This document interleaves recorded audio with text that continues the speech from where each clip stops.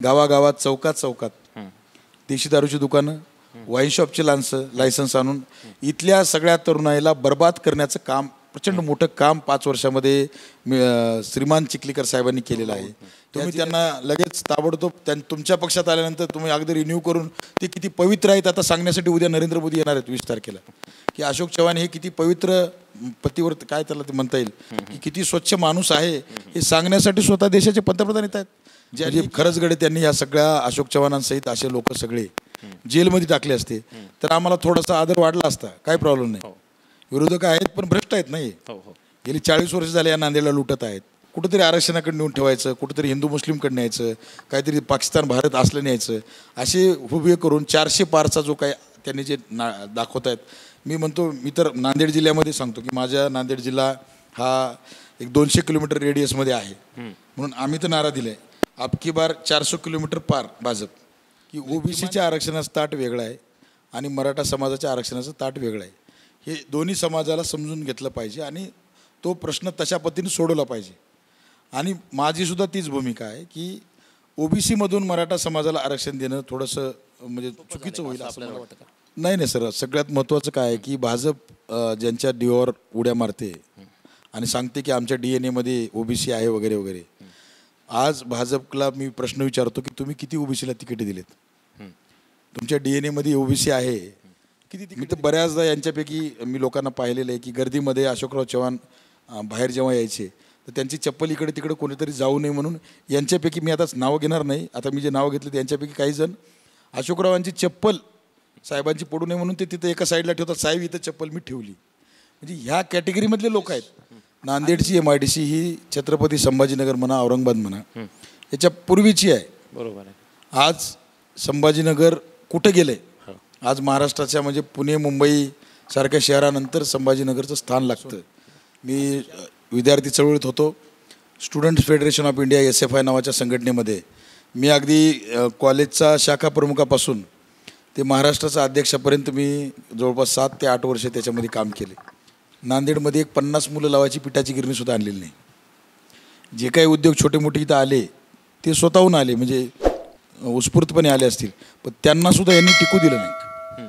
तुम्ही पाहिलं तर नांदेडमध्ये एक फार मोठी टोळी आहे आणि ती टोळी कुठलाही पक्ष येऊ द्या, ती टोळी ती हायजॅक करतो पक्ष. आणि सगळे जे काही मुद्दे आहेत, म्हणजे खरं सांगायचं म्हणजे यांनी चांगलं काय केलं असा एकही मुद्दा या जिल्ह्यात नाही, पण वाईट काय केलं याची जरी मी यादी द्यायला सुरुवात केली आपल्याला तर ती एवढी मोठी याच्यावर लावणार आहेत. त्यामुळं डेफिनेटली आज तरी मी सगळ्यात चांगली चॉईस नांदेडकरांसाठी आहे. आज या बँक लुटारामधून तुम्हाला नाव जर मी तुम्हाला सांगायला सुरुवात केली तर ही सगळी अशोक चव्हाणांच्या आजूबाजूची सगळी लोक आहेत. म्हणजे माझे वडील कारखान्यात कर्मचारी होते. हे चिखलीकरांच्या ताब्यात जेव्हा हा कारखाना आला, संभाजी पाटील उमरेकर यांनी चालवत होते, त्याच्यानंतर आला, पूर्ण भंगार विकून खाल्लं त्या कारखान्याचं. त्या कारखान्यात एखादा माणूस जरी काँग्रेसमध्ये जो कार्यकर्ता म्हणून आहे तो अशोकरावांना विरोध करतोय, ती माणसं अगोदरच संपवली अशोक चव्हाण. मग जेव्हा अशोक चव्हाण त्यांच्या ईडीची मनगटीवर तलवार बसली आणि ते तिकडे गेले, तेव्हा त्यांनी जे काही लोक इथं शिल्लक ठेवलेत हे त्यांच्या इशाऱ्यावरच ठेवलेले आहेत. मग अगदी वसंत चव्हाण असतील, मग अजित पवार आणि शरद पवार यांच्यामधलं अजूनही ए टीम बी टीम कोण आहे किंवा ते एकाच टीममध्ये आहेत का, याच्याबद्दल मोठा संशय आहे. सरदेव बाळासाहेब आंबेडकरांनी यांना काय डिमांड केली की तुम्ही मला लेखी कमिटमेंट द्या की जर आपण युती झाली, तुमचे जे काही माणसं निवडून येतील, निवडून आलेली माणसं भाजपमध्ये जाणार नाहीत, ही कमिटमेंट द्या. त्याच्यात काय वावगाय सर? की मी उदाहरण देतो की दुर्डीमध्ये भाकरी एक आहे, खाणारी माणसं 100 आहेत. मग 100 माणसांना सांगलं जाते की अर्धी भाकरी हा खातोय म्हणून तू उपाशी आहेस. म्हणजे आरक्षणाच्या बाबतीत विषय असेल किंवा अन्य विषय असतील, हे हिंदू मुस्लिम असेल किंवा अन्य सगळं एकमेकांचं विलन दाखवून या देशामध्ये फूट पाडून त्यांच्यामध्ये मतभेद करून खऱ्या प्रश्नांकडून, बेरोजगारीचा प्रश्न असेल, इंडस्ट्रीचा प्रश्न असेल, भांडवलदारांचा प्रश्न असेल, शेतकऱ्यांचे प्रश्न, हे सगळ्यांकडून डायव्हर्ट करून भविष्यात जर मी निवडून आलो खासदार म्हणून, माझं सगळ्यात मोठं टार्गेट आहे की देशभरातले जे काही उद्योग आहेत, तर मी दुर्दैवानं सांगेन आता आपल्यासारखी मीडिया आहे म्हणून काहीतरी टिकून आहे, पण मीडियासुद्धा आज पूर्णपणे मोदीशिवाय काही दाखवत नाही.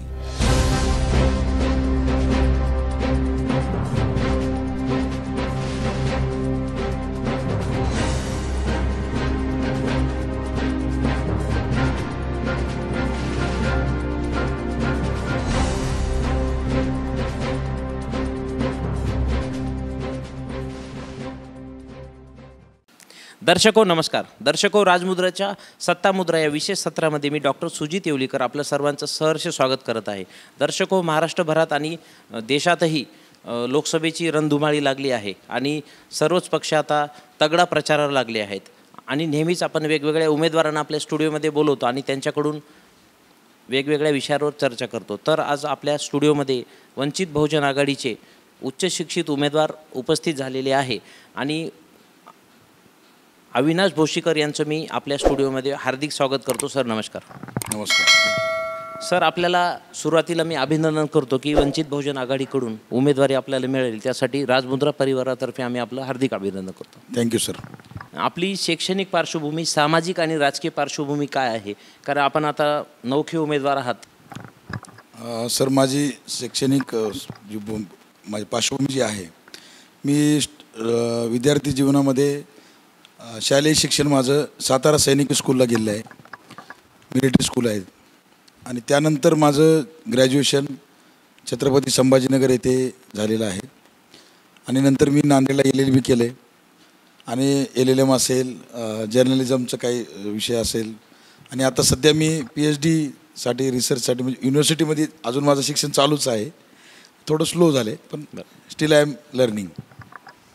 सर, हे झालं आपलं शैक्षणिक पार्श्वभूमी. आपण कुठल्या सामाजिक आंदोलनांमधून लीड केलं आहे का किंवा आपली काही राजकीय पार्श्वभूमी आहे का? सर, मी तसं राजकीय पार्श्वभूमी माझी कुठली नाही आहे. म्हणजे मी एका कर्मचाऱ्याच्या कुटुंबात जन्म घेतलेला माणूस आहे. पण मी अगदी विद्यार्थी जसेपासून म्हणजे अगदी 12वी झाल्यापासून मी विद्यार्थी चळवळीत होतो. Students federation of India SFI नावाच्या संघटनेमध्ये मी अगदी कॉलेजचा शाखा प्रमुखापासून ते महाराष्ट्राचा अध्यक्षापर्यंत मी जवळपास 7 ते 8 वर्ष त्याच्यामध्ये काम केले सर. आणि विद्यार्थी जीवनामध्ये मला वाटतं मी 20-22 जिल्ह्यामध्ये माझ्यावर आंदोलनातल्या केसेस आहेत आणि सगळे सेक्शन्स म्हणजे एक सेक्शन नाही. म्हणजे इवन तुमचं मेडिकल फील्ड असेल, आदिवासी विद्यार्थ्यांचं आंदोलन असेल महाराष्ट्रातलं म्हणजे गाजलेली आंदोलनं, D.Ed विद्यार्थ्यांचं जेव्हा त्यांचं शिक्षण सेवक म्हणून सरकारनं केलं होतं 2001ला, तर त्यावेळेस आम्ही पूर्ण महाराष्ट्रभर D.Edच्या विद्यार्थ्यांचं आंदोलन केलं.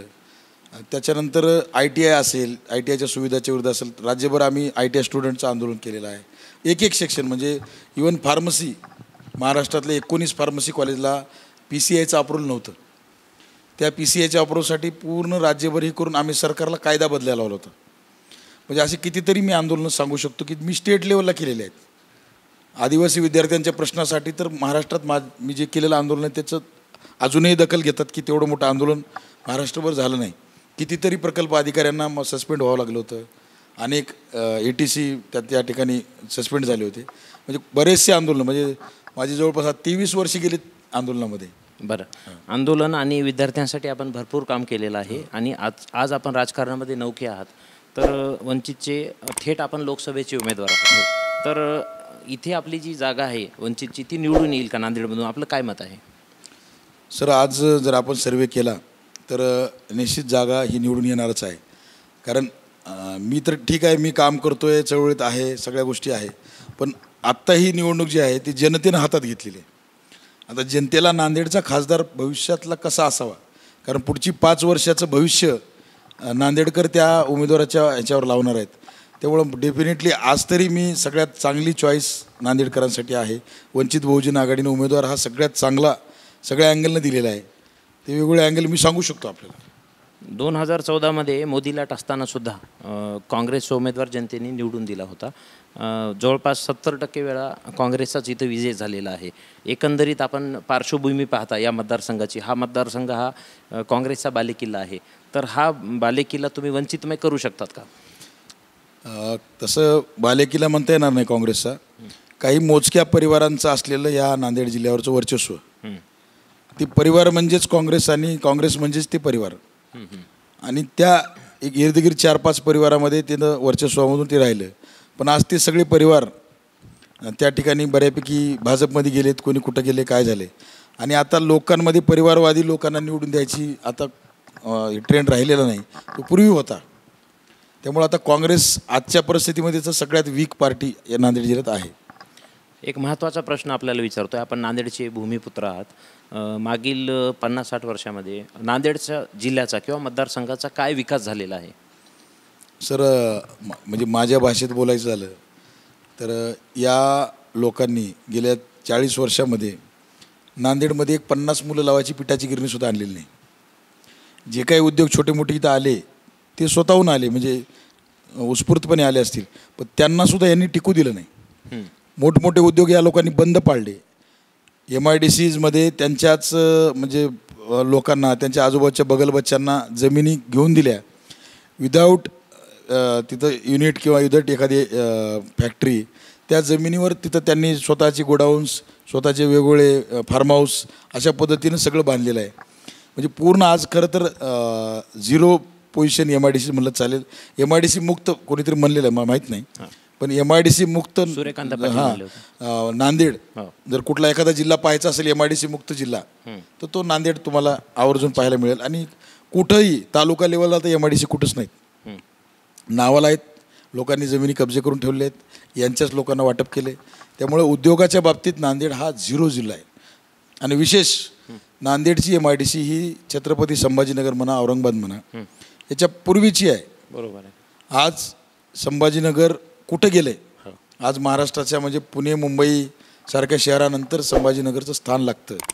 आणि त्या ठिकाणी आज नांदेड त्याच्या तुलनेत कुठं आहे?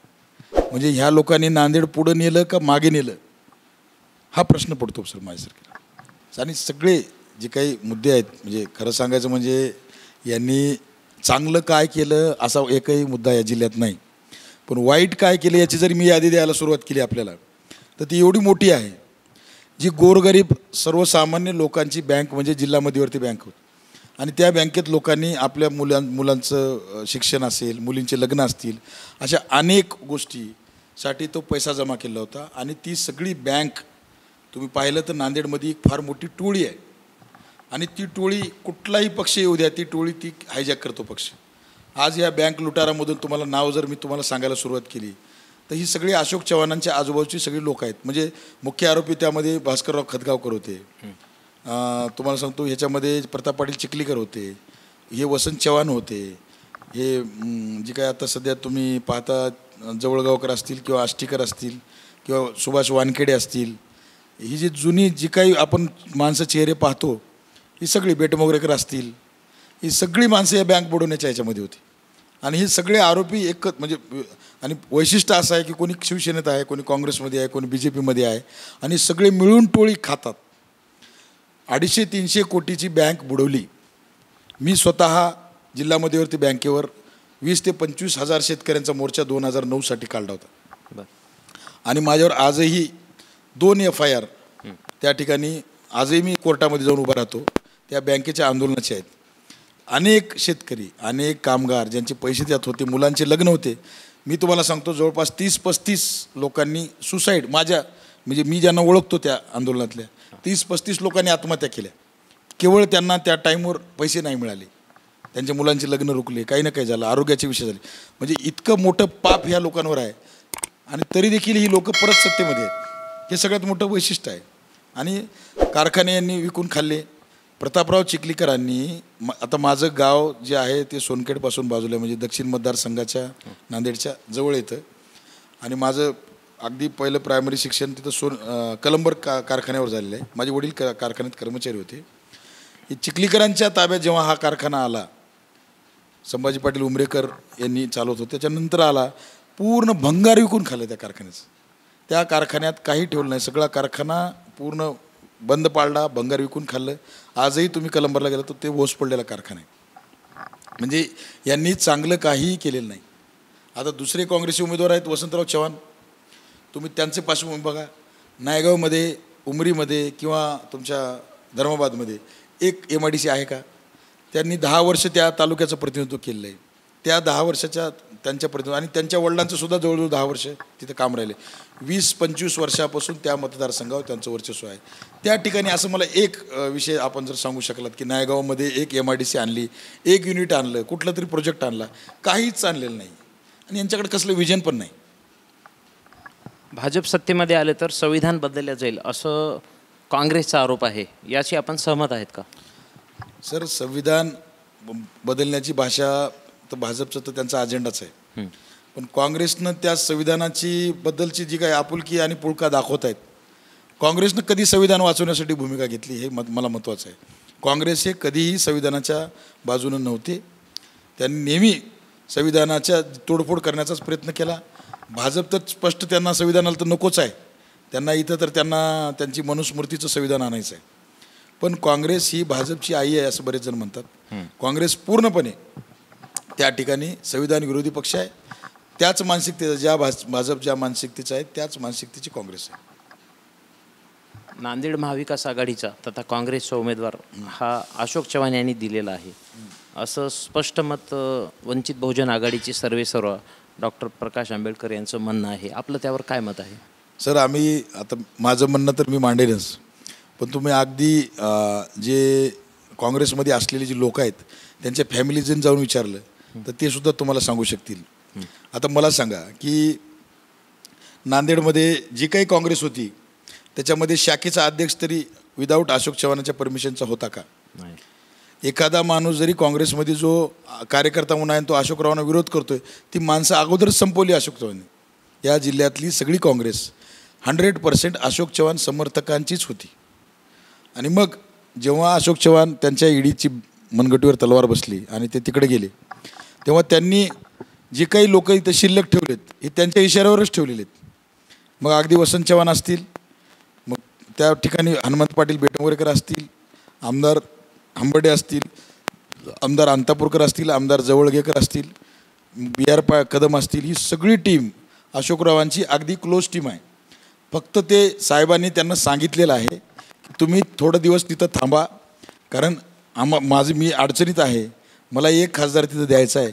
मग तो भले काँग्रेसमधून देता येईल किंवा BJPमधून देता येईल, कारण मोदी साहेबांनी त्यांचा 400 पारचा कार्यक्रम आहे, त्या 400 पारमध्ये यांच्यावर एक जिम्मेदारी दिलेली आहे नांदेडची. त्याच्यामुळे त्या अंतर्गत ही सगळी माणसं त्यांनी काँग्रेसमध्ये ठेवलेली आहेत. तुम्ही आमदार हंबर्डे किंवा आमदार बेटमोरेकर, माजी आमदार बेटमोरे असतात, आता माजी आमदार बेटमोरेकर काँग्रेसचे जिल्हा अध्यक्ष आहेत. त्यांच्या गावात जर किंवा त्यांच्या घरात जाऊन विचारलं तर तुम्ही अशोक चव्हाणचे विरोधक आहात का, तर लोक हसतील आपल्यावर. इतकी म्हणजे अगदी किचनमधले लोक, ज्याला आपण असं एक फॅमिली म्हणतो, किचनमधली लोक अशोकरावांची आजही साहेब आल्यानंतर पाया पडून उभं राहतात. मी तर बऱ्याचदा यांच्यापैकी मी लोकांना पाहिलेलं आहे की गर्दीमध्ये अशोकराव चव्हाण बाहेर जेव्हा यायचे तर त्यांची चप्पल इकडे तिकडे कोणीतरी जाऊ नये म्हणून, यांच्यापैकी मी आताच नावं घेणार नाही, आता मी जे नावं घेतले ते यांच्यापैकी काही जण अशोकरावांची चप्पल साहेबांची पडू नये म्हणून ते तिथं एका साईडला ठेवतात, साहेब इथं चप्पल मी ठेवली. म्हणजे ह्या कॅटेगरीमधले लोक आहेत. आणि ही ड्रामा करतायत की आत्ता आम्ही काँग्रेसचा प्रचार करतोय, आम्ही काँग्रेसमध्ये आहोत, साहेब जरी तिकडे असले, हे सगळा ड्रामा आहे. अशोकरावांच्या इशाऱ्यावरती इथं आहेत. अशोकराव ज्या दिवशी म्हणतील तुम्ही आता इकडे या, त्याच्या नेक्स्ट मोमेंट ही सगळी माणसं BJPमध्ये जाणार. त्यामुळं इथलं काँग्रेस आता काँग्रेस राहिलेलीच नाही, अशोकरावांची शिल्लक असलेली B टीम आहे. त्यामुळं दोन्ही पक्ष अशोकरावांच्या खिशात आहेत. मागच्या वर्षी वंचित बहुजन आघाडी आणि शिवसेना उद्धव बाळासाहेब ठाकरे यांची युती मुंबईमध्ये झाली, आपण सगळ्यांनी पाहिली. नंतर वर्षभर हे प्रकरण चाललं आणि वंचित बहुजन आघाडीतर्फे उद्धव बाळासाहेब ठाकरे ही महाविकास आघाडीसोबत चर्चा करत होते. चर्चा पण त्यांनी आचारसंहिता लागेपर्यंत लांबवली. 6 जागा देणार आहेत, 4 जागा देणार आहेत, कधी 2 जागा देणार आहेत असं पण ऐकलं. मग शेवटी महाविकास आघाडीसोबत वंचित बहुजन आघाडीची युती झाली नाही. यामागे कोणता फॅक्टर आहे? सर, एक तर मुळामध्ये काय आहे की आता जी महाविकास आघाडी आहे यांच्याकडे बेस वोट कुठला आहे? यांच्याकडे कसलाही बेस वोट नाही. उद्धव ठाकरे बोलत आहेत, पण उद्धव ठाकरे यांच्या पक्षातले जवळपास 90% लोक त्यांना सोडून गेले. आदरणीय शरद पवार साहेब जे आज ते म्हणत आहेत की मी आहे राष्ट्रवादी घेऊन, पण राष्ट्रवादीचं 95% सगळे लोक अजित पवारांसोबत गेले. आणि ते आजही, जसं मी आता वसंतराव चव्हाण आणि प्रताप चिखलीकरांचं जे सांगतोय सख्य, अजित पवार आणि शरद पवार यांच्यामधलं अजूनही A टीम B टीम कोण आहे किंवा ते एकाच टीममध्ये आहेत का, याच्याबद्दल मोठा संशय आहे. तिसरीकडं काँग्रेस, जे की आज त्यांचे 15 ते 16 आमदार भाजपमध्ये जाणार आहेत हे तर निश्चित आहे. मग अशा ह्या परिस्थितीमध्ये श्रद्धेश्री बाळासाहेब आंबेडकर त्यांच्या मागे असलेला लाखो संविधानवादी असणारे लोक घेऊन, करोडो लोक घेऊन यांच्या पारड्यामध्ये मतदान द्यायला निघाले होते, यांना मदत करण्यासाठी तयार झाले होते. आणि मग ही सगळं असताना सुद्धा ह्या लोकांनी ही का गोंधळ घातला, त्याच्या मागचं मी एक सूत्र सांगतो आपल्याला, की सरदेव बाळासाहेब आंबेडकरांनी यांना काय डिमांड केली, की तुम्ही मला लेखी कमिटमेंट द्या की जर आपण युती झाली, तुमचे जे काही माणसं निवडून येतील, निवडून आलेली माणसं भाजपमध्ये जाणार नाहीत, ही कमिटमेंट द्या. याच्यात काय वावगा आहे सर? मग ही कमिटमेंट नाही देणार नाही म्हणून ताबडतोब संजय राऊतांचं स्टेटमेंट येतं आहे, अन्य लोकांचे स्टेटमेंट येतात. याचा अर्थ काय होतो, की तुम्हाला आमची मतं घ्यायची आहेत वंचितची आणि पुन्हा भाजपमध्ये जायचं आहे. म्हणजे एक सरळ सरळ तुम्ही आमच्या मताशी धोका करताय. त्यामुळं हा सगळ्यात मोठा स्ट्रॉंग पॉईंट होता. बाळासाहेबांनी अजून काही मुद्दे उभे केले. त्यांनी सांगितलं 18 ओबीसींना तिकीटं द्या, तुमच्याकडून द्या. बरोबर. भलेही माझं अकोल्याचं तिकीट काटा, पण महाराष्ट्रातल्या 18 ओबीसी, त्यामध्ये ओबीसी असतील, भटकेमुक्त असतील, जे काही ज्या घटकामध्ये सत्ता कधी गेली नाही, अल्पसंख्याक, मग यांना तुम्ही द्या. त्याच्यावर त्यांचं काही भाष्य नाही. म्हणजे ज्या ज्या डिमांड्स त्यांनी ठेवल्या ते केल्या नाही. आणि त्यांना म्हणतायत 2 जागा घ्या, 3 जागा घ्या. मला एक सांगायचं आहे की सरदेव बाळासाहेब आंबेडकरांना जर म्हणजे त्यांच्या अकोल्याच्या एकट्या जागेचा जर विषय असता तर ते कायमस्वरूपी म्हणजे त्यांच्या जे कार्य आहे, सगळ्या गोष्टी आहेत, आणि ते भारतरत्न डॉक्टर बाबासाहेब आंबेडकरांचे नातू आहेत, कायमस्वरूपी ते आमदार, मंत्री, खासदार कायमस्वरूपी राहू शकतात. त्यांचा एकट्याचा प्रश्न तर कधी सॉल्व्ह करू शकतात. पण त्यांनी जे महाविकास आघाडीतून बाहेर जे म्हणजे सामील जे झाले नाहीत, त्याच्या मागं महाराष्ट्रातला असलेला त्यांचा समूह, त्यांची जी जगळा असलेली टीम, त्यांना न्याय मिळावा, त्यांना तिकिटे मिळावं, त्यांना प्रतित्व मिळावं, यासाठी ते बाजूला गेलेत. त्याच्यामुळं ह्या महाविकास आघाडीचा ॲक्च्युली बाळासाहेब बाजूला गेल्यामुळे त्यांचा जनाधारच नाही आहे, बेस वोट पण नाही आहे. बरं. त्यामुळे विषय संपला. बाळासाहेबांचा जो एकला चरोरेचा निर्णय झाला आहे, त्यामुळे भाजपला ही निवडणूक महाराष्ट्रात जिंकणं सोपं झालं आहे का, असं आपल्याला वाटतं का? नाही सर, सगळ्यात महत्त्वाचं काय आहे की भाजप ज्यांच्या डीओवर उड्या मारते आणि सांगते की आमच्या DNA मध्ये ओबीसी आहे वगैरे वगैरे. आज भाजपला मी प्रश्न विचारतो की तुम्ही किती ओबीसीला तिकीटे दिलेत? तुमच्या DNA मध्ये ओबीसी आहे, किती तिकीटे दिलेत? आज मी तुम्हाला सांगतो की 70% तिकीटं सरदेव बाळासाहेब आंबेडकरांनी ओबीसीला दिलेत. सर्वसामान्य कर्तृत्वान असणारा गरीब मराठा समाजाला सुद्धा त्यांनी तिकीटं दिलेत. महाराष्ट्रात 3 तिकीटं त्यांनी मुस्लिम समाजाला दिलेत. महाविकास आघाडीने एकही तिकीट मुस्लिम समाजाला दिलेलं नाही.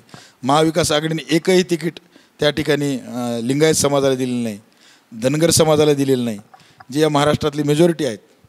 आणि एखाद्या सामान्य चळवळीतल्या मराठा समाजालाही दिलेलं नाही. सगळे प्रस्थापित लोक. मग यांनी कोण्या बेसिसवर म्हणू शकतात की हे सगळं? उलट पक्षी आम्ही सगळ्यात जास्त जड भाजपला आहोत. कारण जो भाजप स्वतःला पारंपरिक वोट जो म्हणतो, त्यांना प्रतिनिधित्व बाळासाहेबांनी दिले. त्यामुळे आज ओबीसी सरदेव बाळासाहेब आंबेडकरांच्या पाठीशी आहे. त्याच्यामुळे पहिल्या फळीमध्ये तर BJP डॅमेज होणार आहे. आज नांदेडमध्ये बघा ना तुम्ही, भाजप किती बॅकफुटवर आहे माझ्या उमेदवारी येऊन, तुम्ही समजून घ्या. त्याच्यावरून तुम लक्षात येईल तुम्हाला. एक महत्त्वाचा प्रश्न तयार होतो की ज्यांनी त्रास दिला आहे किंवा ज्यांनी आपल्याला धोका दिला आहे अशा लोकांना पाडा, असं जरांगे पाटलांनी आवाहन केलेलं आहे. तर याचा थेट फायदा जर हे प्रस्थापित उमेदवार दोन्ही पक्षाचे असतील आणि 60 वर्षापासून हे आळीपाळीने सत्तेमध्ये आहेत आणि त्यांनी मराठा प्रश्न आरक्षणाचा सोडवलेला नाही आहे, मग अशा वेळेस त्याचा फायदा वंचितला होईल का? ते पहा, आता वंचित बहुजन आघाडीची आमची भूमिका आहे.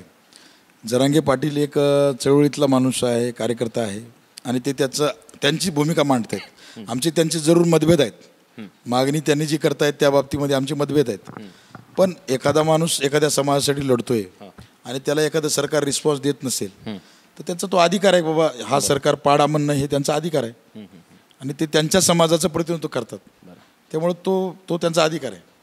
उद्या सुप्रीम कोर्टामध्ये मराठा समाजाची केस प्रलंबित आहे आणि त्याचा निर्णय पण येणार आहे. आपण रिट पिटिशन ज्याला म्हणतो, जी पेंडिंग आहे, आता लोकसभा निवडणूक झाल्यानंतर येईल. अशा वेळी जर सुप्रीम कोर्टाने निर्णय दिला की मराठा समाज हा बॅकवर्ड आहे आणि त्याला ओबीसीतून आरक्षण द्यायला काही हरकत नाही, यावेळेस तो निर्णय आपल्याला सुप्रीम कोर्टाचा मान्य राहील का? नाही, आपल्याला म्हणजे मी वैयक्तिक ओबीसी आंदोलनातून आलेला माणूस आहे. मी महाराष्ट्रातल्या ओबीसी आंदोलनाचं नेतृत्व केलेलं आहे. आणि श्रद्धेश्री बाळासाहेब आंबेडकर यांची सुद्धा एक भूमिका आहे ओबीसीच्या बाबतीमध्ये. आपल्याला माहीत असेल की मी नरसी येथे ओबीसी महामेळावा घेतला होता. मी त्याचा आयोजक होतो एक 4 महिन्याखाली. आणि त्या मेळाव्यामध्ये श्रद्धेव बाळासाहेब आंबेडकर यांनी मार्गदर्शन केलं होतं. आणि त्यांनी स्पष्टपणे सांगितलं की ओबीसीच्या आरक्षणाचं ताट वेगळं आहे आणि मराठा समाजाच्या आरक्षणाचं ताट वेगळं आहे. हे दोन्ही समाजाला समजून घेतलं पाहिजे आणि तो प्रश्न तशा पद्धतीने सोडवला पाहिजे.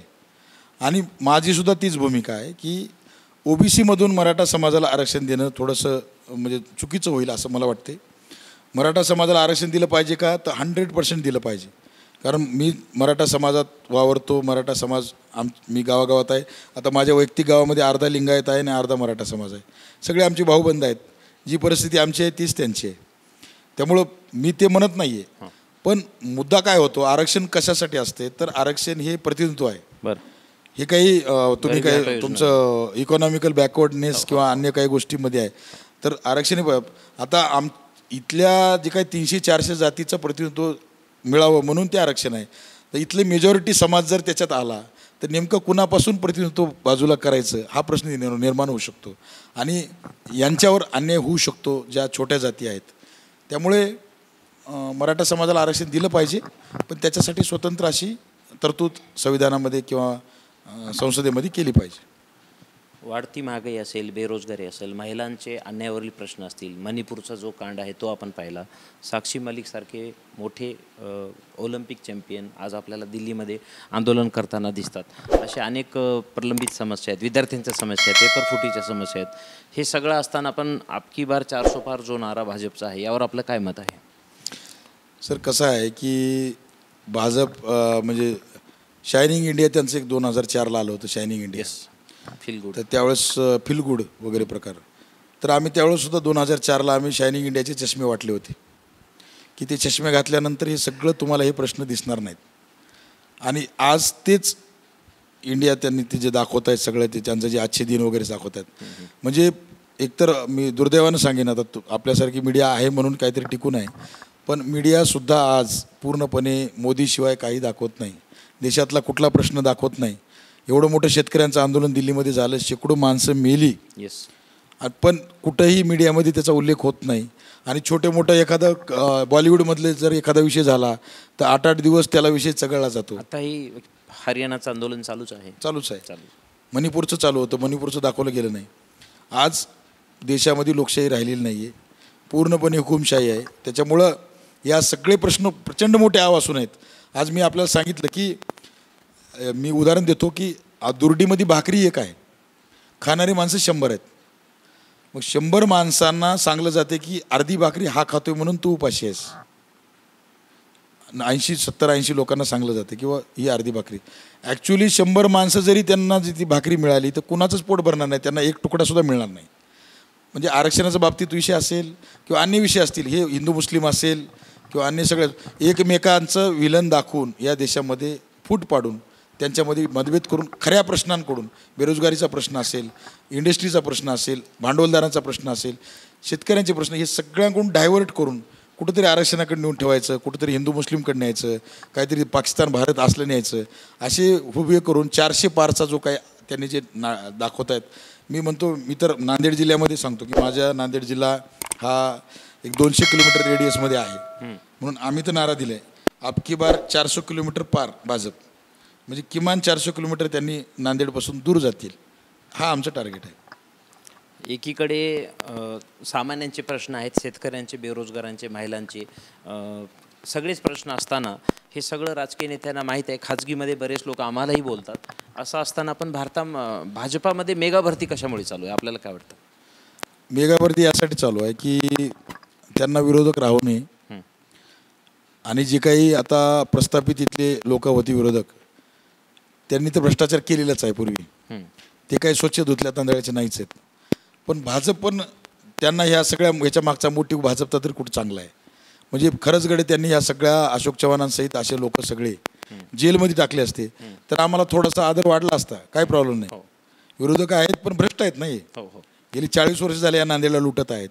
ठीक आहे, तुम्ही त्यांना मध्ये टाकणार लॉकमध्ये, पण तुम्ही त्यांचा भ्रष्टाचार दाखवून ईडीचं सगळं CBI त्यांच्यावर लावून तुम्ही त्यांना लगेच ताबडतोब तुमच्या पक्षात आल्यानंतर तुम्ही अगदी रिन्यू करून ते किती पवित्र आहेत आता सांगण्यासाठी उद्या नरेंद्र मोदी येणार आहेत 20 तारखेला, की अशोक चव्हाण हे किती पवित्र पतिव्रत काय त्याला ते म्हणता येईल, की किती स्वच्छ माणूस आहे हे सांगण्यासाठी स्वतः देशाचे पंतप्रधान येत आहेत, ज्यांनी की आदर्श घोटाळ्यावर 2014ला याच नांदेडमध्ये येऊन अशोक चव्हाणांचे वाबडे काढले होते. आज काय तो घोटाळा बाजूला गेला काय? आज तुम्ही इथला नांदेडचा गुरुतागद्दीचा भ्रष्टाचार काढा. 3000 कोटी त्या काळामध्ये 15 वर्षाखाली इथं नांदेडला येतात. त्या 3000 कोटीमध्ये नांदेडसारखे 2 शहरं स्वतंत्र वसले असते, वसाहती तयार झाल्या असते. पण आज तुम्ही नांदेडमध्ये जाऊन बघा की एक गाडी कुठल्याही रोडवर पार्क होऊ शकत नाही. ती गाडी थांबल्या थांबल्या पाठीमागे 100 गाड्या लागतात. म्हणजे तो माणूस एखाद्या दुकानामध्ये जाऊन एखादी वस्तू घेऊ शकत नाही. इतकी बकाल अवस्था अशी रस्त्यांची आहे. ड्रेनेज लाईनची अवस्था बेकार आहे. पाण्याचा प्रश्न गंभीर आहे. ही नांदेडचं 3,000 कोटी रुपये काय खर्च करून काय केलं, हा सगळा गंभीर प्रश्न आहे. लोकसभा निवडणूक 2024ला आपण सामोरे जाणार आहात. आपले प्रमुख मुद्दे कोणते असतील आणि कोणत्या ह्या ठोस मुद्द्यांवर आपण जनतेमध्ये जाऊन मत मागणार आहात? माझा सगळ्यात प्रमुख मुद्दा आहे की नांदेडच्या 16 तालुक्यामध्ये MIDC नाही, शहरात नाही. माझं टार्गेट ॲज एक उमेदवार म्हणून भविष्यात जर मी निवडून आलो खासदार म्हणून, माझं सगळ्यात मोठं टार्गेट आहे की देशभरातले जे काही उद्योग आहेत ते सगळे इथं आणायचे. आणि जे काही तालुका बेस जे आहेत उद्योग ग्रामीण भागातले, तर शेतीवर आधारित जे काही उद्योग आहेत. आता नांदेडमध्ये आमच्या इथं सोयाबीन आहे, केळी आहे, हळद आहे, अनेक जे इथं नांदेडमध्ये शेतीवर जे काही उत्पादन होतं त्याच्यावर आधारित उद्योग त्या त्या तालुक्यामध्ये त्या त्या सर्कलला जर आम्ही उभे करू शकलो, तर त्या ठिकाणी जी काही बाहेर चालणारी जी तरुणाई आहे, बेरोजगार आहेत, ही सगळं म्हणजे मुंबई असेल, पुणे असेल, हैदराबाद असेल, इकडे सगळे लोक जे आज रोजगारासाठी आमची तरुण पोरं जात आहेत ती कुठेतरी स्टॉप होतील आणि या नांदेडमध्ये विकास होईल. मी वारणासी दूध डेअरीचा प्रकल्प इथं आणला होता, पण इथं सातत्याने ह्या लोकांनी त्यालासुद्धा म्हणजे मोडीत काढायचा प्रयत्न झाला. आता ते हे विषय घेणार नाही इथं, पण इथं येणाऱ्या उद्योगाला वातावरणच नाही आहे की इथं काही उद्योग उभे करता येईल. आजूबाजूच्या लातूर जिल्ह्यामध्ये उद्योग येत आहेत. जालन्यासारखा जिल्हा जो अतिशय मागास म्हणून सांगितला तो आज छत्रपती संभाजीनगर नंतर जालना हा सगळ्यात मोठा उद्योगाचा हब होतोय. इतकं बेकार अवस्था ह्या नांदेडमध्ये झालेली आहे. हे सगळ्यात माझी पहिली प्रायोरिटी आहे. दुसरी प्रायोरिटी आहे की नांदेडचा सिंचनाचा इश्यू. नांदेडमध्ये जे काही आता लेंडी प्रकल्पाचा विषय आहे, आता बाबळी बंधाऱ्याचा विषय आहे, हे तर ठीक आहे, हे आहेत, पण नवीन अजून काय? विष्णुपुरीचं तुम्ही फक्त पाणी पिण्यापुरतं त्याचा प्रोजेक्ट राहिला आहे. त्याचं जे काही वाढवण्याचा विषय होता तो किती वर्षापासून प्रलंबित आहे. अनेक प्रोजेक्ट वेगवेगळ्या भागामध्ये उभे करतात. भौगोलिक परिस्थिती तशी आहे, पण याच्यावर कोणाचंही घेणं देणं नाही, कोणी जात नाही, त्याच्यात काही विषय नाही. तिसरा मुद्दा जर तुम्ही मला मी सांगेल तुम्हाला की आरोग्याचा मुद्दा आहे. आज नांदेडमध्ये सगळ्यात मोठा बाजार हा आरोग्याचा आहे, सगळ्यात मोठा. की कुठून आजूबाजूच्या 2-4 जिल्ह्यामधून लोक इथे येतात. सरकारी हॉस्पिटलची अवस्था अतिशय बकाल आहे. आणि तुम्ही पाहिलेलं आहे, तुमच्याच मीडियाने दाखवलं आणि मी स्वतः त्यामध्ये इन्व्हॉल्व आंदोलनात होतो. 30-30 लहान मुलं एकाच दिवशी मरतात. 70 म्हणजे 2 दिवसाच्या अंतरात 70 म्हणजे 24-48 म्हणजे ठीक आहे, 70 काय 30 काय, एक लेकरू जरी मरणं म्हणजे त्याच्यापेक्षा वाईट काय हो. तर हे सगळं आरोग्य व्यवस्था अशी. आणि प्रायव्हेटला जर तुम्ही गेला तर तुमचे कपडे सुद्धा राहत नाहीत अंगावरचे त्या शेतकऱ्याचे. त्यामुळं हे प्रश्न मोठा आहे. चौथा प्रश्न माझा आहे की जिल्ह्यामधल्या सगळ्या जिल्हा परिषद आणि सार्वजनिक जे काही शाळा आहेत, स्कूल आहेत, कॉलेज आहेत, हे सगळे बंद पाडण्याच्या मार्गावर आणले त्यांनी. त्या ठिकाणी सगळी बकाल अवस्था केली. आणि ह्याच लोकांची नांदेडमध्ये सगळ्या इंग्लिश मिडियमचे स्कूल थाटून बसलेले आहेत. पालकांना वाटतं की मुलगा शिकला पाहिजे, सरकारी शाळेत शिकू शकत नाही, इथं येऊन नांदेडला राहतात. आज सगळ्यात जास्त इथं नांदेडमधील राहणाऱ्या लोकांची संख्या पालकांची आहे. गावागावातून फक्त मुलांच्या शिक्षणासाठी इथं राहतात. तर इथं सगळा शिक्षणाचा बाजार आहे पूर्ण. एकाही संस्थेवर कोणाचं अंकुश नाही. प्रत्येक स्कूल बॅगपासून पेनपासून वही सगळ्या वस्तू त्यांच्या मार्केटमध्ये, सिलेबस त्यांचा स्वतंत्र, सगळं म्हणजे शिक्षण सोडून सगळा बाजार त्या ठिकाणी आहे. म्हणून हे सगळे जे प्रायमरी 4 विषय मी तुम्हाला सांगितले, अजून खरं तर वेळ नाही आहे आपल्याकडे, पण मी खूप मोठा पाडा वाचू शकतो प्रश्नांचा. तर हे सगळे प्रश्न मी खासदार जर झालो तर नक्की पहिल्या प्रश्नावर ह्या प्रायोरिटी देणार. मला सांगा, या नांदेड जिल्हा आणि दिल्ली काय 2 वेगवेगळे देश आहेत का? एकाच देशात आहेत. जर दिल्लीमध्ये जिल्हा परिषदेच्या हायस्कूल तुम्ही अगदी हायटेक होऊ शकतात, 50 रुपये फीस देऊन पालक रांगेमध्ये तिथं ॲडमिशन घेऊ शकतात, आरोग्यसेवा तिथं मोहल्ला क्लिनिक होऊ शकते. तर नांदेड त्याच संविधानामध्ये त्याच देशामध्ये राहते, मग नांदेडमध्ये असं का नाही होऊ शकत? हे माझ्यासारख्या कार्यकर्त्याचे प्रश्न आहेत. 65% तरुणाई लोकसभा निवडणुकीमध्ये मतदान करणार आहे आणि ह्या तरुणाईला कुठेतरी विकास पाहिजे, उच्च शिक्षित उमेदवार पाहिजे. जुनी तीच लोक ज्यांच्यावर भ्रष्टाचाराचे आरोप होते आणि तीच आता 48 जागेवर 32 उमेदवार आयात आहेत महाराष्ट्रामध्ये सर्वपक्षीय. तर निष्ठावंतांचा पण प्रश्न तयार होतो, आयराम गैरामाचा पण प्रश्न होतो. अनेक पक्षांनी उमेदवार आयात केलेत आणि जिथं मित्र पक्षातले पण त्यांनी आयात केलेत. अशा ठिकाणी आपण तरुणाईला या चॅनलच्या माध्यमातून काय सांगू शकता? शिक्षण महत्त्वाचं आहे का, उमेदवारी महत्त्वाची आहे का, जात धर्म महत्त्वाचा आहे? तरुणाईसाठी आपण काय आवाहन करू शकतो? सगळ्यात महत्त्वाचं सर की जे भारताचं सर्वोच्च सभागृह आहे, जे संविधान निर्माते डॉक्टर बाबासाहेब आंबेडकर असतील किंवा त्या काळातली जी काही या सर्व लोकशाही स्थापनेमधली मंडळी असतील, त्यांचं सगळ्यांचं स्वप्न विजन हे होतं की भारतातला सगळ्यात मोठा क्रीम असलेला, जाण असलेला तिथं व्यक्ती त्या सभागृहामध्ये वेगवेगळ्या भागातून प्रतिनिधित्व यावं आणि तिथं त्यांच्या प्रश्नावर चर्चा व्हावी. मोदीच्या न्यू इंडियाचा जो काही उमेदवार आहे नांदेडचा, तो 7वी पास आहे. आता 7वी पास फेल असा काही प्रकार नसतो, तिथं ढकल पास असते. 7वी शिकलेला एक तर मानव व्यक्ती आहे. दुसरा काँग्रेसचा उमेदवार हा 12वी झालेला. मी म्हणत नाही, त्यांच्या त्या तिथं कलेक्टर ऑफिसला लावलेलं त्यांचं एज्युकेशन क्वालिफिकेशन सांगते. आणि ही सगळी माणसं मला नांदेडच्या लोकांना आव्हान करायचं आहे की तुम्हाला 7वी पास नापास एखादा खासदार तिथं संसदेत पाहायचा आहे काय, एखादा एज्युकेटेड ग्रॅज्युएशन, त्याला ॲटलिस्ट त्या प्रश्नांची जाण आहे, वाचू शकतो, अभ्यास करू शकतो, इतकं तरी किमान नॉलेज असलं पाहिजे, असा तुम्हाला उमेदवार द्यायचा, हे नांदेडकरांनी ठरवायचं आहे. आणि ह्या दोन्ही उमेदवारांचं परफॉर्मन्स त्यांनी स्वतः 15 वर्ष झालं लोकप्रतिनिधी आहेत. वसंतराव चव्हाण पण आहेत, प्रतापराव चिखलीकर पण आहेत. यांनी काय केलं यांचा ॲटलिस्ट तुमच्याकडे ऑलरेडी जो डेटा आहे, तर तो डेटा बघून नांदेडकरांनी नवीन माणसाला, माझ्यासारख्या कार्यकर्त्याला एकदा संधी द्यायला काय हरकत आहे. मी तर म्हणतो माझ्यापेक्षा अजून काही बेटर ऑप्शन असेल तर त्याला द्या, पण ह्या जुन्या बुजगावण्यांना देऊ नका, ज्यांच्याकडे काही विजन नाही, काही पुढची उमेद नाही, काही कसलं स्वप्न नाही, काहीच नाही, अशा लोकांना देऊ नये. आता जे विद्यमान खासदार आहेत, आपण त्यांची काही महत्त्वाची कामं जी आपल्या मतदारसंघात झाली ती सांगू शकता का? हां, सगळ्यात महत्त्वाचं त्यांचं जे काम आहे ते मला जे आवर्जून सांगावंसं वाटतं की त्यांची काहीतरी 20-25 देशी दारूची दुकानं होती पूर्वी. तर ह्या 5 वर्षामध्ये त्यांनी सातत्यानं चंद्रपूर, अकोला, तिकडे जिथं जिथं दारूबंदी आहे, वर्धा, त्या भागामध्ये जिथं जिथं बंद पडलेले लायसन्स आहेत ते ह्या जिल्ह्यामध्ये जाऊ साधारण मला वाटतं 150च्या वर लायसन्स या जिल्ह्यात आणलेत. गावागावात, चौकात देशी दारूची दुकानं, वाईन शॉपची लायसन्स आणून इथल्या सगळ्या तरुणाईला बर्बाद करण्याचं काम, प्रचंड मोठं काम 5 वर्षामध्ये श्रीमान चिखलीकर साहेबांनी केलेलं आहे. या जिल्ह्यात चांगलं काय आणायचं, मी म्हणतो की उद्योग आणायचं आहे, तर त्यांनी हे उद्योग आणले जे तरुणाई त्या ठिकाणी व्यसनाधीन होऊन बर्बाद होण्याच्या मार्गावर. म्हणजे हे एक त्यांचं उल्लेखनीय काम जर तुम्हाला पाहायचं असेल तर हेच त्यांचं एक आहे. याच्या व्यतिरिक्त त्यांनी कुठलंही उल्लेखनीय काम केलेलं नाही. सभागृहात कधी प्रश्न मांडताना मी त्यांना पाहिलं नाही, लोकांच्या प्रश्नावर कधी त्यांनी आवाज उठवलेले मी पाहिलेलं नाही, रस्त्यावर कधी उतरलेले नाहीत. फक्त आपलं जे काही साम्राज्य आहे ते वाढवणं एवढ्याच भारी त्यांनी काही केलेलं नाही. 370 कलम भाजप सरकारने हटवलं, कायदा पण आणला त्यांनी.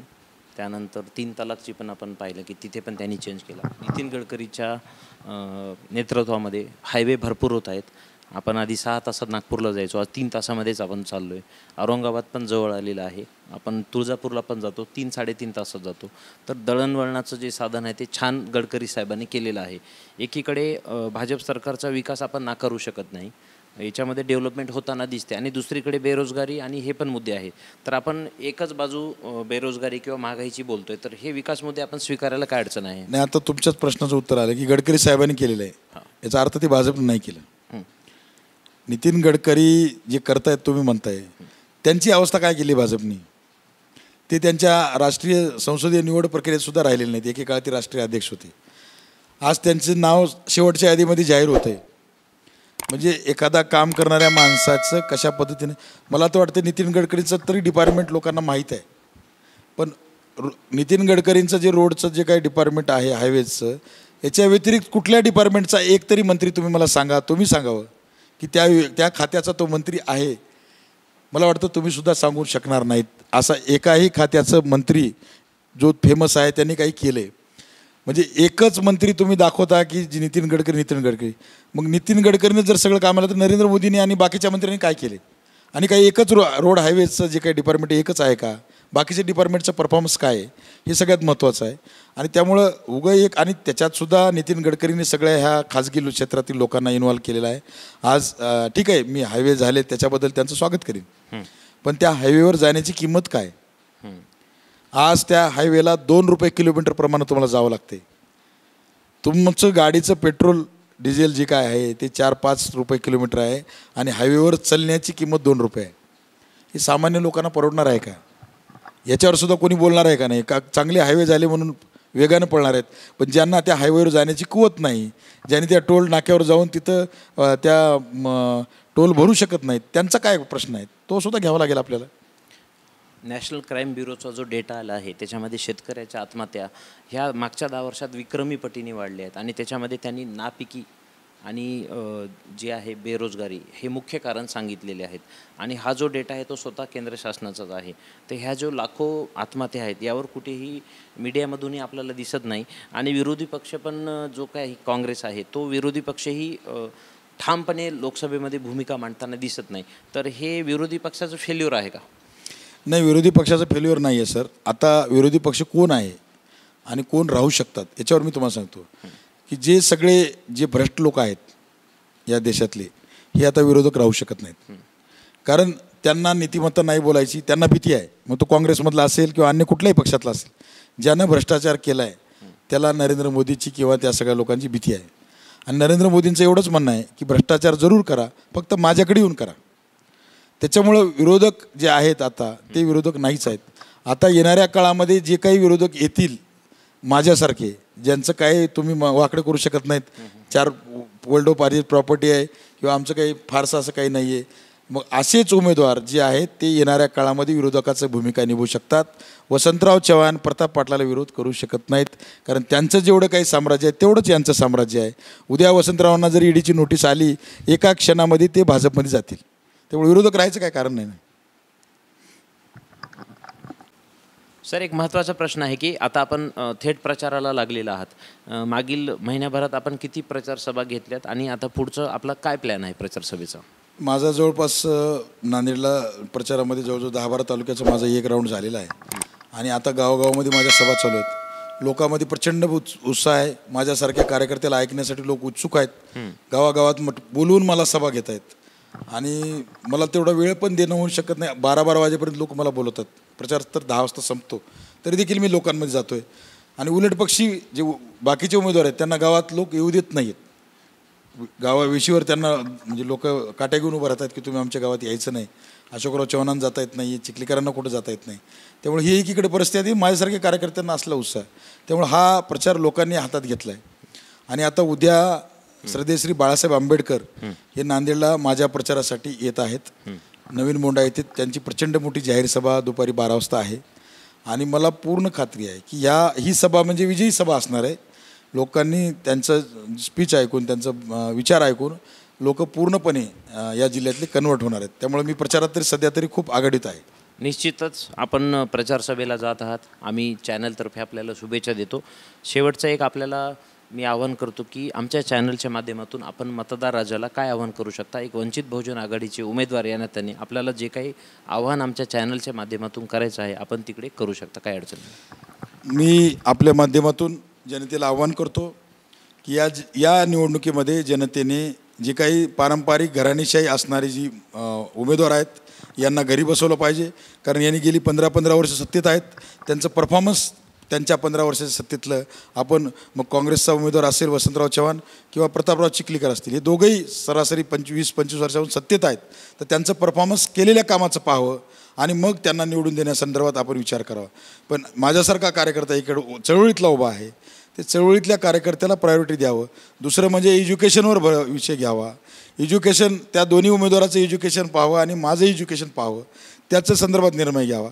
दुसरी गोष्ट, काँग्रेसच्या उमेदवारानं तर काही केलेलं तिकडं तर दिसत नाही, पण भाजपच्या उमेदवाराचं विशेषतः सांगेन की त्या ठिकाणी जिल्ह्याभरामध्ये वाईन शॉप आणून, देशी दारूची दुकानं आणून इथली तरुणाई बर्बाद केली. आणि मग असं तरुणांना बर्बाद करणाऱ्या उमेदवाराला परत तुम्ही 5 वर्ष निवडून देणार का? आणि दुसरीकडं मी तर खरं तर वसंतराव चव्हाणांच्या आरोग्याविषयी मी देवाला प्रार्थना करील की त्यांना 100 वर्ष आयुष्य मिळावं.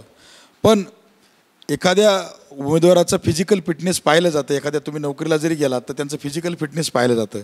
आणि मग एक आजारी व्यक्तीला, आठवड्यातून 4-4 वेळा डायलिसिसवर जाणाऱ्या व्यक्तीला परत तुम्ही निवडणुकीच्या रिंगणात उभं केलं आहे. म्हणजे तुम्हाला असा आजारी खासदारसुद्धा भविष्यात हवा आहे का? हे नांदेडकरांनी विचार केला पाहिजे. म्हणून मला या दोन्ही अनुषंगानं श्रद्धेश्री बाळासाहेब आंबेडकरांनी दिलेला एक उमेदवार आणि बाकीचे 2 उमेदवार याची तुलना करून आपण आपल्या अंतरात्म्याला विचारून यांना चांगल्या उमेदवाराला आपण मतदान करावं असं मी आवाहन करतो. निशाणी माझी निशाणी मी महत्त्वाचं सांगायचं राहून गेलो तर माझी निशाणी ही शिट्टी आहे आणि मी इथल्या सगळ्या विरोधकांचे भ्रष्टाचाऱ्यांची विरोधामध्ये शिट्टी वाजवण्यासाठी मैदानात उभा आहे आणि माझी शिट्टी फार जोरात वाजते, गावागावामध्ये माझी शिट्टी वाजते. त्यामुळं मी शिट्टी या निशाणीवर येणाऱ्या 26 तारखेला आपण सर्वांनी मतदान करून वंचित बहुजन आघाडीचा उमेदवार अविनाश भोसीकर म्हणजे आपण मला निवडून द्यावं आणि मी निश्चित निवडून आल्यानंतर या नांदेडचा चेहरा मोहरा बदलण्याचं काम मी करणार आहे. माझं विजन आहे. म्हणून परत एकदा आपल्याला आवाहन करतो की शिट्टी या निशाणीवर बटन दाबून मला विजयी करावे. दर्शको, अविनाश भोसीकर यांची निशाणी शिट्टी आहे आणि वंचित बहुजन आघाडीची ते अधिकृत उमेदवार आहे. अविनाश भोसीकर सर आपल्या स्टुडिओला आले, आपल्याशी त्यांनी चर्चा केली. जाता जाता आपण एक रॅपिड राऊंड त्यांच्यासोबत घेणार आहोत. त्याच्यामध्ये एकाच आपल्याला शब्दामध्ये उत्तर द्यायचं आहे. 4-5च प्रश्न असतील. रॅपिड राऊंडमध्ये पहिला प्रश्न आपल्याला विचारतो की आपला आवडता नेता कोण? निश्चितच श्रद्धेय श्री बाळासाहेब आंबेडकर. आपल्या नांदेड जिल्ह्यातील आपला न आवडता नेता कोण? नांदेड जिल्ह्यातील म्हणजे खूप नाव यादी मोठी होईल त्याची. अच्छा. की घ्यायचं म्हणलं तर खूप मोठी यादी आहे. महाराष्ट्राचं राजकारण कोणत्या व्यक्तीमुळे बिघडत आहे? महाराष्ट्राचं राजकारण देवेंद्र फडणवीस या व्यक्तीमुळे बिघडत आहे. बरं. तुमच्या मनातील भावी मुख्यमंत्री कोण? निश्चितच या महाराष्ट्राला प्रत्येक समाज घटकाला समन्वय करून सगळ्यांचे विचार घेऊन आणि महाराष्ट्रात ज्यांच्याकडं म्हणजे विजन आहे असा एकमेव नेते श्रद्धेय श्री बाळासाहेब आंबेडकर आहेत. त्यांना मला मुख्यमंत्री म्हणून पाहायला आवडेल. तुमच्या मनातील भावी प्रधानमंत्री कोण? तिथं सुद्धा मला तेच उत्तर द्यावं लागेल कारण आजही देशाचं संविधान धोक्यात आहे. अच्छा. आणि देशाच्या संविधानाला संरक्षण करण्यास श्रद्धेय श्री बाळासाहेब आंबेडकर आणि डॉक्टर बाबासाहेब आंबेडकरांच्या नातूंशिवाय दुसरा तरी पर्याय आज तरी देशात नाही. भविष्य काळात नांदेड जिल्ह्याचे नेतृत्व कोण करेल? भविष्यात नांदेड जिल्ह्याचं नेतृत्व वंचित बहुजन आघाडी करेल. सर, आपण आमच्या स्टुडिओमध्ये आलात, आम्हाला वेळ दिलात, आमच्याशी खूप स्फोटक अशी चर्चा केली आणि रोखठोक आपले उत्तरं दिलेत आणि खूप चांगली आपली वन टेकमध्येच मुलाखत झाली. आम्हाला खूप चांगलं वाटतं आपल्याला भेटून. आम्ही आमच्या चॅनलतर्फे आपल्याला शुभेच्छा देतो आणि आपल्याला निवडणूक ही चांगली लढो आणि आपण सक्सेस हो ही आम्ही अपेक्षा करतो. आपण वेळ दिलात, आम्ही आभारी आहोत. धन्यवाद. धन्यवाद सर. थँक्यू. दर्शको, हे होते वंचित बहुजन आघाडीचे अधिकृत उमेदवार अविनाश भोसीकर. आपण यांच्याशी आता चर्चा केली. दर्शको, आपण नेहमीच सत्तामुद्रा या विशेष कार्यक्रमामध्ये राजकीय पुढाऱ्यांना बोलत जाऊ आणि त्यांच्याशी चर्चा करत जाऊ. इथेच मी आपली रजा घेतो. कुठेही जाऊ नका, बघत राहा फक्त आणि फक्त राजमुद्रा न्यूज लाईव्ह. धन्यवाद. मनोरंजनाचं प्रबोधन, करमणुकीचं उद्बोधन, बातमी अचूक, माहिती बिनचूक. पाहत रहा राजमुद्रा न्यूज लाईव्ह.